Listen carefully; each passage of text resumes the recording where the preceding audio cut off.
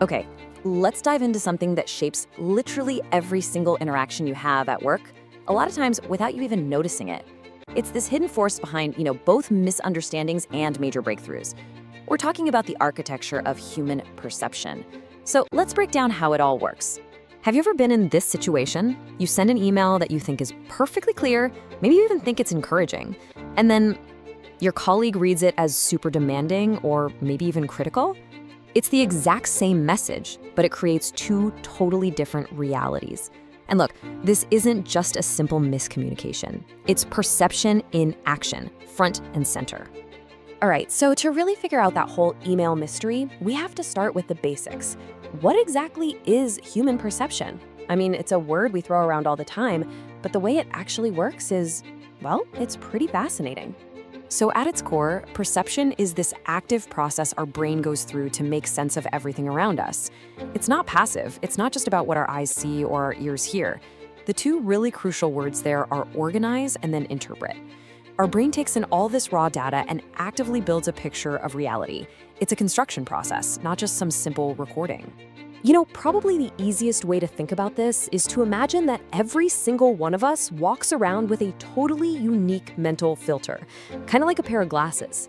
Every bit of information, every email, every conversation, every little project update, it has to pass through this filter before it becomes a real thought in our mind. And here's the kicker, no two people have the exact same filter. So if we all have these unique filters, what are they actually made of? Well, they're not random. They are built and tweaked over our entire lives by some really specific things. Let's take a look at what actually shapes them. These are the big ones, the building blocks. Your past experiences, both the good and the bad, they create this sort of blueprint for what you expect to happen. Your cultural background gives you all the unwritten rules for social cues. Your core values, they act like a moral compass for how you interpret things.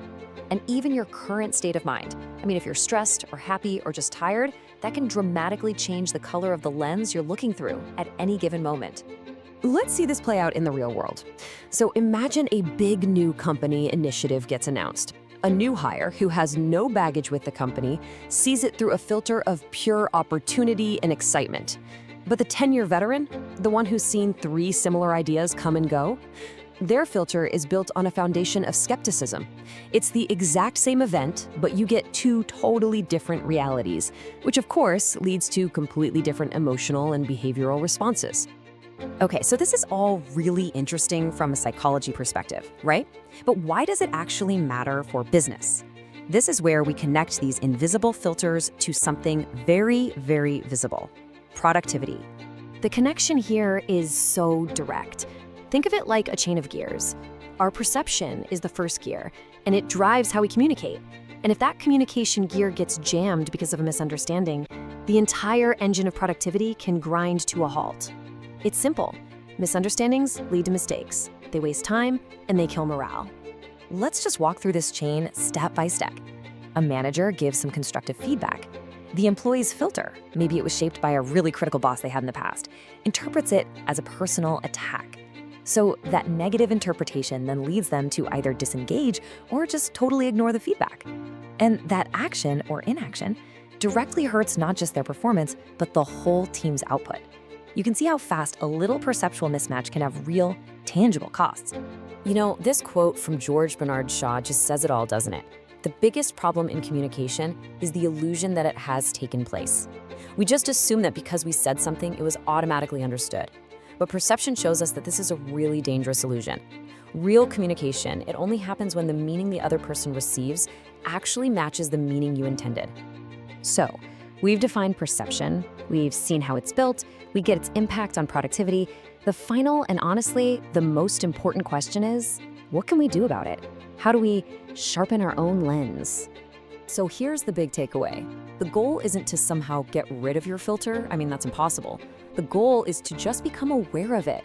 The moment you recognize that everyone, including you, is looking at the world through their own unique lens, you can start to communicate with more empathy, you can lead more effectively, and you can build much, much stronger teams.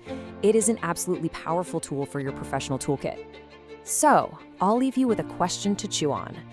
What is one assumption you're holding right now, maybe about a colleague's real intention or about a project's chance of success, that might be totally shaped by your own personal filter?